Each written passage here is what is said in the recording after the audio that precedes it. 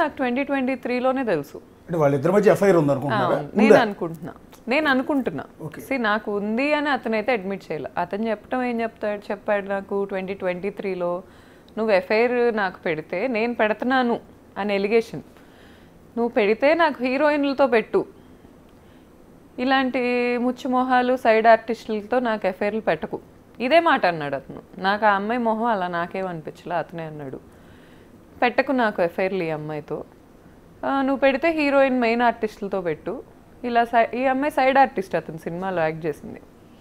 వీళ్ళిద్దరిది scene కూడా ఉంటుంది, అందులో చీటింగ్ గురించే మాట్లాడుకుంటుంటారు వీళ్ళిద్దరు సినిమా సీన్లో. ఓకే. సో ఈ అమ్మాయి ఇష్యూస్ అవుతున్నాయి అని 100% ఆ అమ్మాయికి నేను మీడియాకు ఒకవేళ వెళ్ళక ముందు ఈ వీడియో ఉన్నా తెలుసు. ఎలా అంటే 2023లో ప్రెగ్నెంట్ నేను అమ్మాయికి కాల్ చేశా. ఓకే. నాకు వాళ్ళిద్దరి మధ్యలో ఎఫ్ఐఆర్ నడుస్తుందని నాకు ర్యాండమ్ పీపుల్ చెప్పారు. తను ఇన్ఫ్లుయెన్సరే కదా, పబ్బుల్లో కనిపిస్తున్నారు వీళ్ళిద్దరూ, రాత్రిపూట కలిసి తిరుగుతున్నారు, కార్లో కనిపించింది ధర్మాతో, ఇలా చెప్తుంటే నేను ఫోన్ చేసి అడిగా, రితు ఏంటిది, ఇది నిజమేనా, నేను సర్టెన్ థింగ్స్ వింటున్నాను, ఇది నిజమేనా? అయ్యో చీచి, అసలు నువ్వు ఒక బిజినెస్ ఉమెన్ అని నాకు తెలుసు, నువ్వు చాలా తెలిసిన దానివి నాకు, నువ్వు ఒక ఇన్ఫ్లుయెన్సర్ అని నాకు తెలుసు, మీరిద్దరూ ఎప్పటి నుంచో నాకు తెలుసు, నేనెందుకు అలా చేస్తాను అనింది. నేను నమ్మేశా, ఇతన్నే నేను పట్టుకోలేకపోయా ఆ టైంలో. ఆ అమ్మాయిని నమ్మేసిన తర్వాత స్లోగా నాకు అసలు ఎప్పుడైతే ఈ అమ్మాయితో ఫ్రెండ్షిప్ స్టార్ట్ అయిందో సార్, ఖచ్చితంగా ఏదో అలవాటు చేసింది ఆ అబ్బాయికి. అయితే నాకు అనిపించింది, ఒక వైఫ్కే అర్థమవుతుంది హస్బెండ్ ఎలా ప్యాటర్న్స్ మారుతున్నాయి, హస్బెండ్ నైట్ ఎప్పుడు రావట్లేదు, కొత్తగా ఈ హ్యాపీ డెంటల్ తింటాం ఒకటి, ఈ హ్యాపీ డెంటల్ ఎందుకు తింటున్నాడు, సర్టెన్ థింగ్స్ ఎందుకు కవర్ చేసుకుంటున్నాడు, ఇవన్నీ నాకు డౌట్లు వచ్చాయి. ఈ పాపకు ఆ ఫ్లాట్ ఇష్టం అనుకుంటా, మమ్మల్ని పంపించేసింది ఇతనితో చెప్పించి. ఇతనేమంటాడు, ఫ్లాట్కి ఆరా ఉండిద్దంట, ఆరా పేరు రితు చౌదరి ఏమో, ఫ్లాట్కి ఒక ఆరా ఉండిద్ది, నువ్వు అను వీడొచ్చాక నాకు ఆరా పోయింది, మేము వెళ్ళిపోయాక ఇప్పుడు ఆరా ఉంది అతనికి. వాళ్ళ నైబర్స్ చెప్తారు సార్, అసలు ఎంతమంది అమ్మాయి ఓన్ ఫ్లాటే కదా మీ పేరు మీద ఉన్న, రెంటెడ్ ఫ్లాటే సార్, కానీ రెంటల్ అగ్రిమెంట్ నా పేరు మీద ఉంది.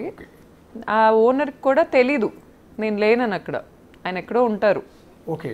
సో ఇతను ఏం చెప్పుకుంటున్నాడు, పోనీ ఫర్ ఎగ్జాంపుల్ ఆఫీస్ అని చెప్పుకున్నాడు అనుకుందాం సార్, అమ్మాయికురాలు అనుకుందాం, అమ్మాయికి పాపం ఏం తెలీదు, నోట్లో అరటిపండు పెట్టినా కొరకటానికి ఫోన్ చేసి అడిగిద్ది ఎవరు నేను ఎట్లా కొరకాలని. అలాంటి వ్యక్తి ఆఫీస్ అయితే ఆ టైంలో వెళ్తుందా? రోజు టైం స్టాంప్స్ చూడండి ఆ వీడియోస్ మీద, నైట్ 1 o'clock నుంచి 4 o'clock ఆర్ మార్నింగ్ 6 o'clock వరకే అమ్మాయి ఉంటుంది. మిడ్ నైట్, మార్నింగ్స్ రాదు. ఒకవేళ మార్నింగ్ ఆ అమ్మాయిని పంపించాలి అంటే, ఒకవేళ వీళ్ళిద్దరు పడుకొని లేట్ నైట్, ఒకవేళ అమ్మాయి 7, 8 ఆ టైంకి లెగిస్తే ఒక అసిస్టెంట్ నుంచి పంపిస్తాడు. ఆ అమ్మాయి ఎవరికి సెలబ్రిటీ కదా, కనిపించకుండా ఇలా మొహాలు ముక్కులు ఇలా అనుకుంటా వెళ్తూ ఉంటుంది. ఈ అమ్మాయి ఓపెన్గా నా పేరు మీద ఉన్న ఫ్లాట్, అగ్రిమెంట్ ఉన్న ఫ్లాట్కి ట్రెస్ పాస్ చేసింది అనాలి నేను. నా రైట్ లేకుండా అర్ధరాత్రులు వచ్చి నా హస్బెండ్తో ఉంటానికి తను ఎవరు? ఇక్కడ మనం లాజికల్గా మాట్లాడాల్సింది ఏంటంటే, చాలామంది ప్రశ్నిస్తూ ఉంటారు, తప్పేంటి ఆడమగ మధ్య స్నేహం ఉండకూడదని. ఎంత స్నేహం ఉన్నా ఒక అమ్మాయి అర్ధరాత్రి 1 o'clock అతను ఫ్లాట్కి వచ్చింది, అతను కూడా సింగిల్గా ఫ్లాట్లో ఉంటాడు. ఆ మహాతల్లి 1 గంటకు వచ్చి తెల్లారుదాం 4 గంటలకు వెళ్ళాల్సిన అవసరం ఏంటి అనేది ఇక్కడికి వచ్చింది. సో దీన్ని ఆడమగ మధ్య స్నేహం అనుకోవాలా, అక్రమ సంబంధం అనుకోవాలా, ఇంకోటి అనుకోవాలా? సార్ వాళ్ళిద్దరు ఇంటిమేట్ వీడియోస్ కూడా ఉన్నాయి నా దగ్గర, కానీ నేను ఒక సంస్కారవంతమైన కుటుంబం నుంచి వచ్చాను, ఒక ఆడపిల్ల పెట్టడం నాకు ఇష్టం లేదు. ఇప్పుడు దాకా ఇవి కూడా నా దగ్గర లేవన్నారు సార్.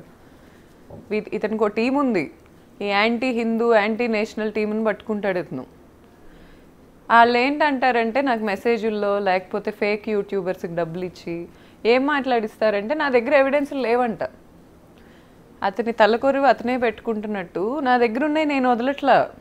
ఎందుకంటే అతని మీద ఒకప్పుడు ఉన్న ప్రేమ మీద రెస్పెక్ట్ అనుకోండి, లేకపోతే ఆ అమ్మాయి కూడా ఒక కుటుంబానికి చెందిన ఆడది కదా, ఎందుకు చేయటం అనే పాయింట్లో నేను వదలట్లా. కానీ వీళ్ళకి ఆగదు అది. అంటే ఆ వీడియోస్ మీ దగ్గర ఎట్లా అంటే, సార్ అది నా ఫ్లాట్ సార్, అక్కడ ఏమైనా చేసుకునే రైట్ నాకు ఉంది. నేను సీసీటీవీలు పెట్టుకుంటా, లేకపోతే నేను కెమెరాలు పెట్టుకుంటా. బెడ్రూమ్లో సీసీ కెమెరాలు పెట్టారా? I have full rights to put anything sir, I have full rights to put anything. మిమ్మల్ని దాన్ని ఏమంటారు, పై క్రాస్ చేయటం లేదు. నేను అనేది ఏంటంటే మీ బెడ్రూమే కదా, మీ నా బెడ్రూమ్లో bedroom మీరు ఏంటి సార్, నన్ను ఖాళీ పంపించేశాడు చేసేసిన తర్వాత కదా. కావాలని ఇతని మీద అనుమానంతో కెమెరాలు పెట్టించారా, లేకుంటే సార్ యాక్చువల్గా నన్ను అతను జనవరి 9th 12th నేను ఆ ఫ్లాట్లోంచి బయటకు వచ్చేసా. ఓకే